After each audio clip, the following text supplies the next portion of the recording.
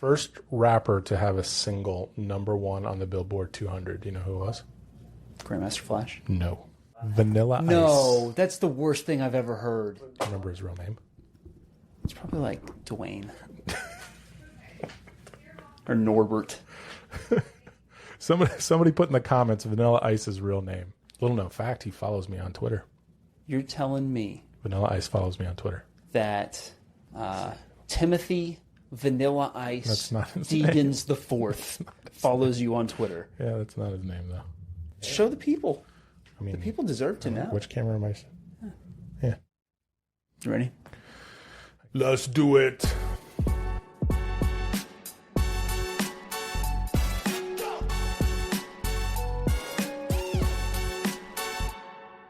Welcome to Paul and Saul. I am Saul. I'm Paul. Let's do this. And we're going to talk a little bit of news, getting right into it. First things first, we are talking tourism and the tourism economy. There is a bill quickly going through the Florida State Legislature that would more or less cut out tourism funding from the state, local counties. And you hate it. I don't think it's a great idea, but we'll get into it. You hate it. So the basic idea is that money from the tourism development tax that we have here would be used to pay down basically the property taxes that you and I pay on our property, right? And so we're locals, and locals hate tourists, so this works. Well, I mean, I don't hate tourists. I think tourists are wonderful people. I also don't like the beach. So. Locals hate tourists. That's how it works. Anyway, the idea being that it's part of Ron DeSantis's idea to prioritize reducing property taxes as a way of collecting revenue here in the state of Florida. And it could drop at 30 to 40%. And it could drop at 30 to 40% for initially. Some people. Yeah. And so I want to hear what you have to say about it first. I mean, I don't hate it. I know you hate it. I think that it would be nice to have like a middle ground, maybe. Like maybe we could do some cuts. Because I think they spent $50 million in Okaloosa County. Is that right? 48, I believe, is the 50 is last year, I think is right. Yeah, 50. Yeah. So, I mean, there's lots of money that could potentially be saved. Maybe that could run more efficiently and pass some of that savings directly to us locals. I think that would be cool. I think getting rid of it is probably not the best idea, getting rid of it completely.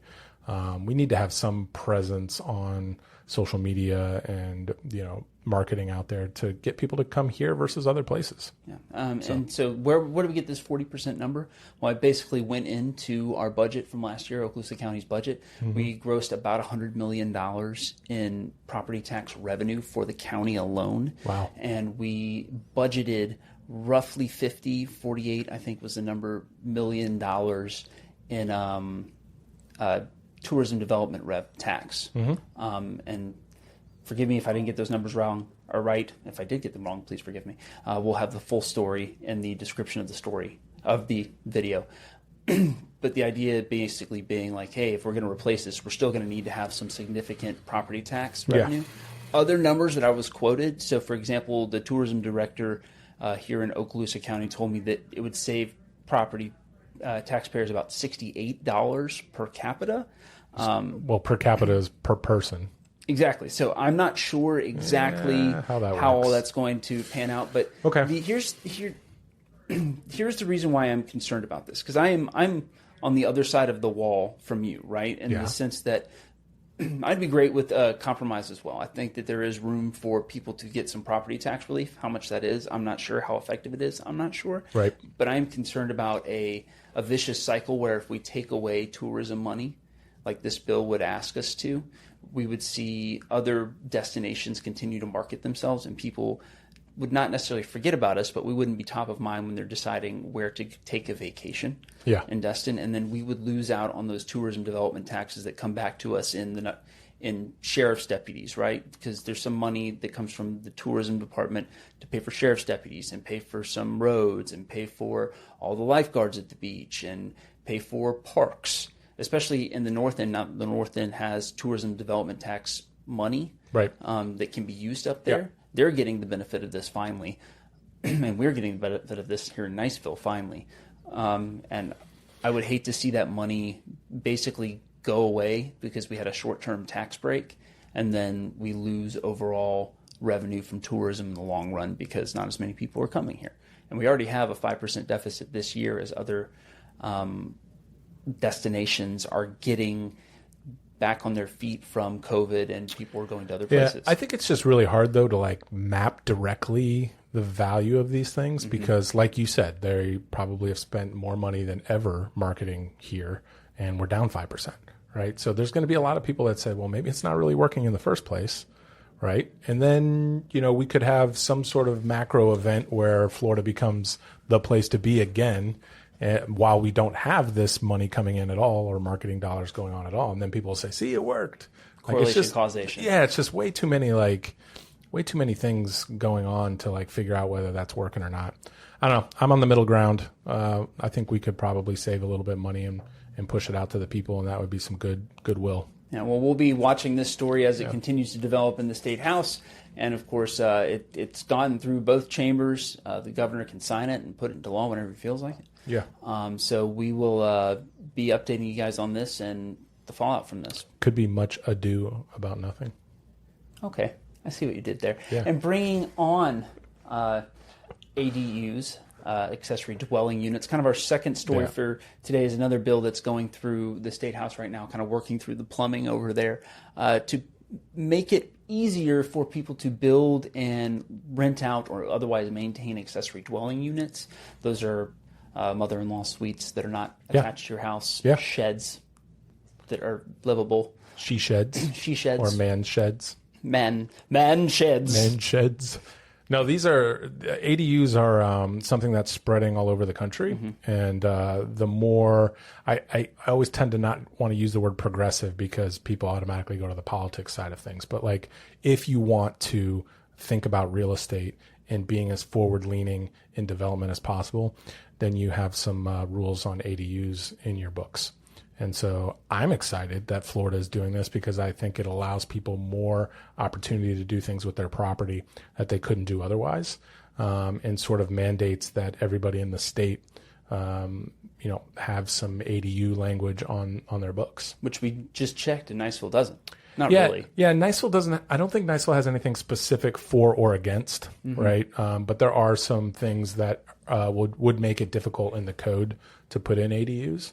But I actually had a discussion with city leadership at one point about ADUs, and they seemed relatively pro ADU. So I'm hoping, maybe we can reach out to them, but I'm hoping they have something in the works that's already along the lines of what the state is, proposing here.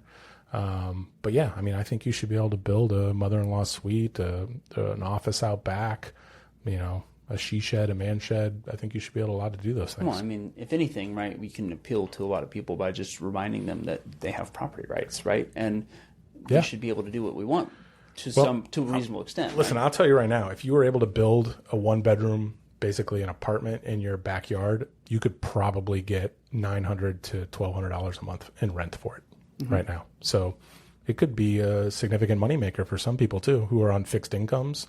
But maybe they have a little bit of cash they want to put to work in making their property a little better. I think anything that's sort of, for Niceville anyway, anything that increases density on current lots, I think is a win because we don't have a lot of land. I totally agree. I think that if we want to be able to have our kids come back here and live and thrive in an area like this, there has to be starting housing, and there's just not very much of that. And That's so right. if we can, instead of blowing up the whole thing, knocking over a whole neighborhood and building an apartment block, right? Because nobody's going to go for that.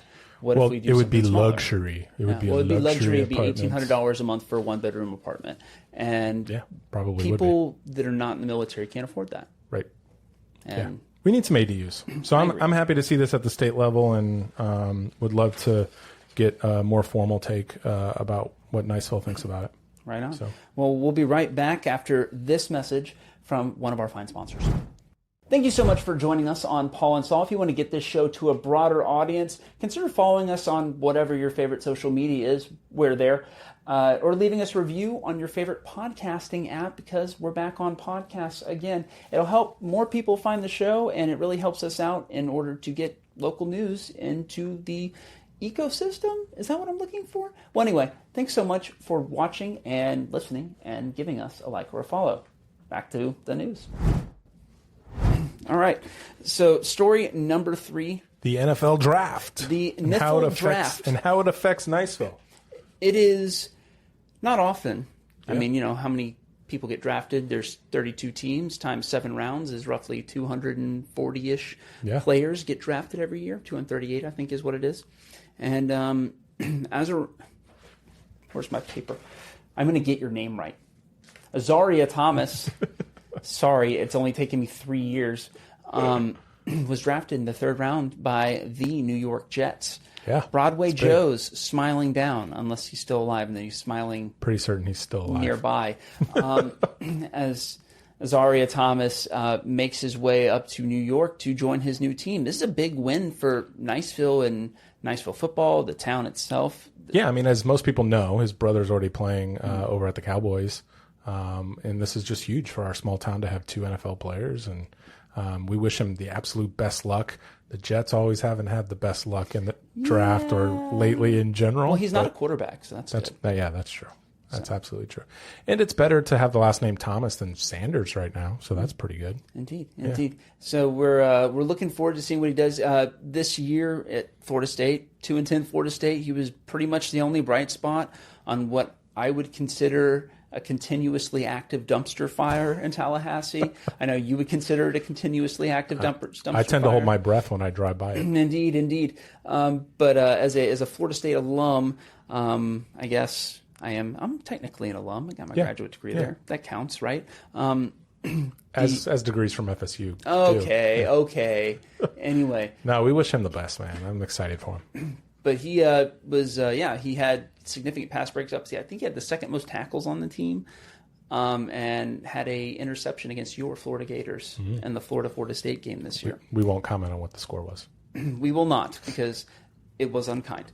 And big win for him over there as we're watching him. Older brother Wanye is over at the Cowboys, like you said. And, it just doesn't happen. It's not something. It's pretty amazing if you think about our small town. Not only those 2 guys, but you got Reese Hines, who's like bouncing in between, AA and AAA, and getting into the league with the Cincinnati Reds. And so to have the athletes that we have coming out of here is pretty amazing. And I know that you have an upcoming story about Niceville football. Yes. So coming up after our talk, right, the interview on the end of this show, talking to new Niceville head football coach Richard Morgan. Coach Morgan comes to us from Marietta, Georgia. I asked him all the questions, even the hard questions. Talked a little bit about his record immediately leaving Marietta. Talked about the positive stuff that's gone on as well, the things he hopes to do here. He's an interesting guy. He's got a lot of plans for Niceville High School, and I think he's going to be like the sheriff, man. I think he's going to be. He's a type A. He expects a lot from his guys. You can kind of just tell how he talks. Yeah, he's one of those guys that is not going to accept excuses, and he is. He emphasized local kids. He emphasized kids going to class, right? And he emphasized winning. And so I'm excited to see the first day of spring practices today. So he's going to have to get all of his ducks in a row. He has until the first week 1 of the high school football season is August 23rd. That's so crazy. So he has 4 months. And big props to you for first of all getting the interview. I mean, that's really why local news matters. Local news matters. Like, no one else is going to interview him before the start of the season, and you got him. And we're going to get to know him a little bit better because of that. Because right now you do have people talking about, like, oh, he didn't have a winning record the last 2 years, but he's got these 2 state championships from 2 different states. And so there's this mixture of, like, excitement, but also, people are concerned and tamping it down a little bit because of that.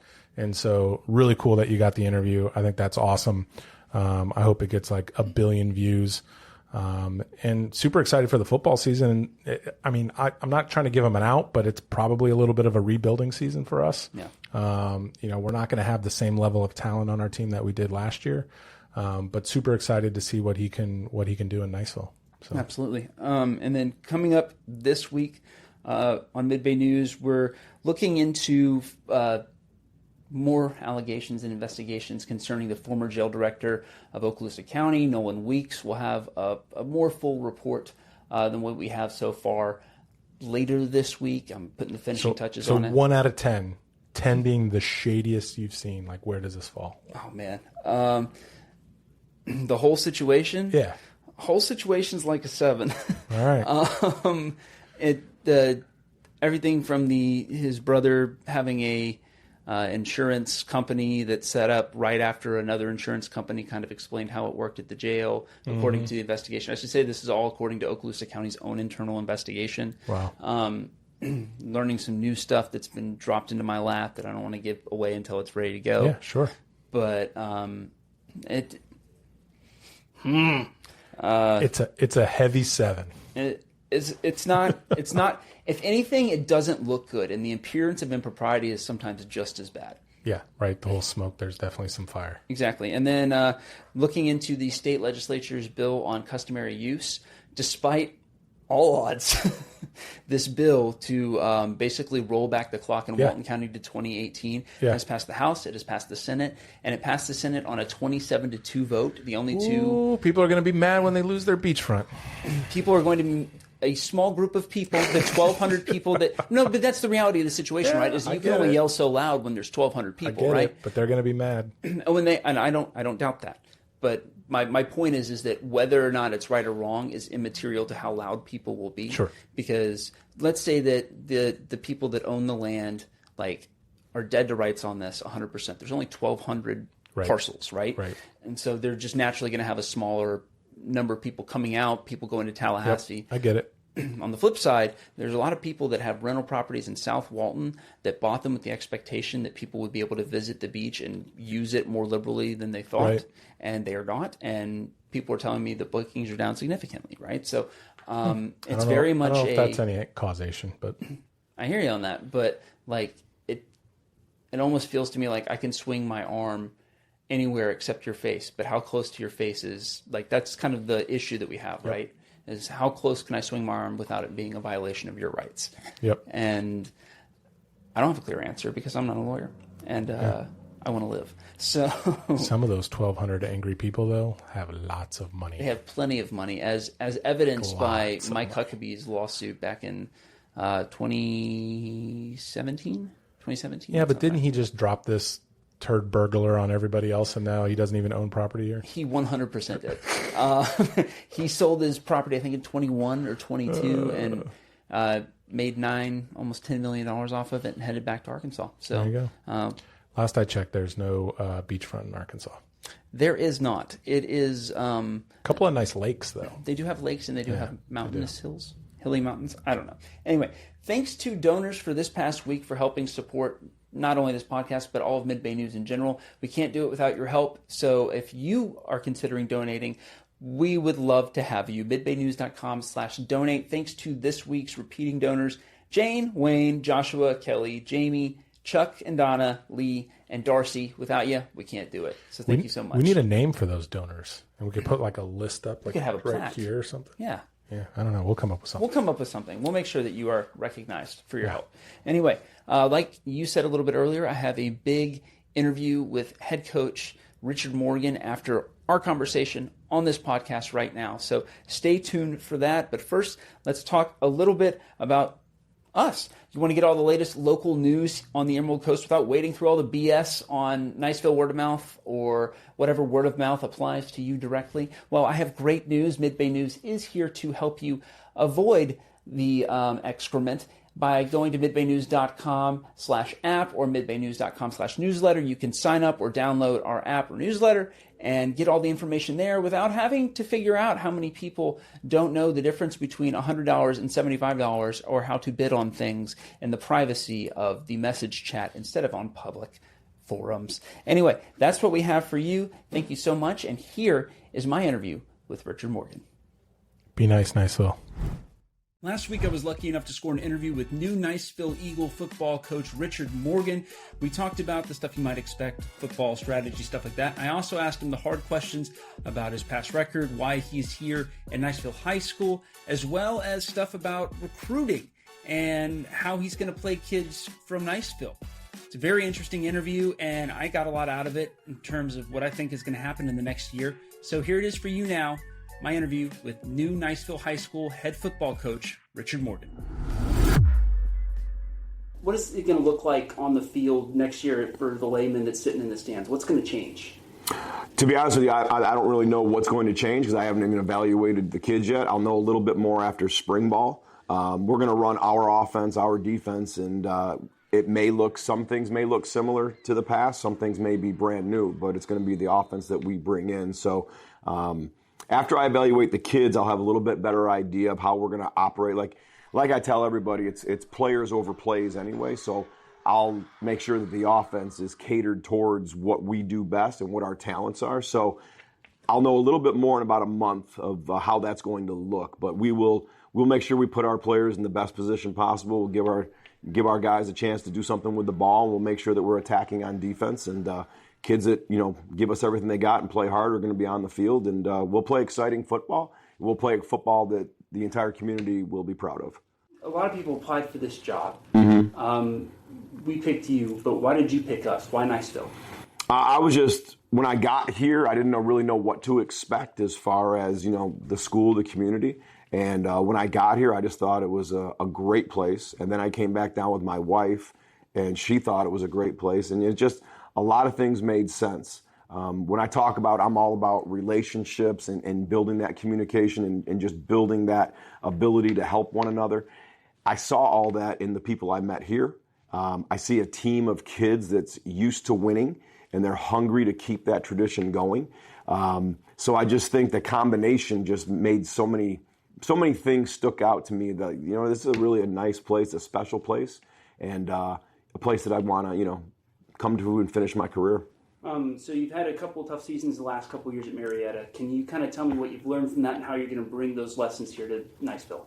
I mean, we played the toughest schedule in the state of Georgia, and we just, we had and we won a state championship. And then after that, we had, a little bit dip in talent, and we played the toughest schedule in the state. And sometimes things work out, sometimes they don't. But I've been doing this for 26 years as a head coach. Overall, I've learned a lot of lessons over 26 years, but the overall record speaks for itself.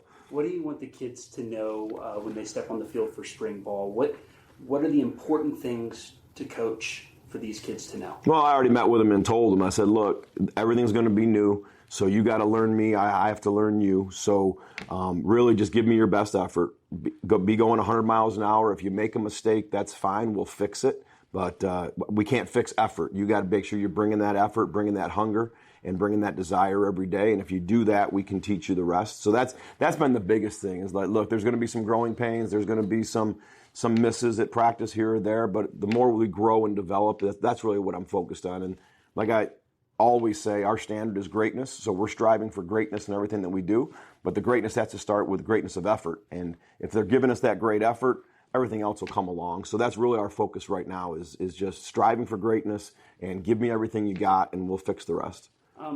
Over the past couple of years, Niceville has brought in players from other schools due to transfer rules, things like that.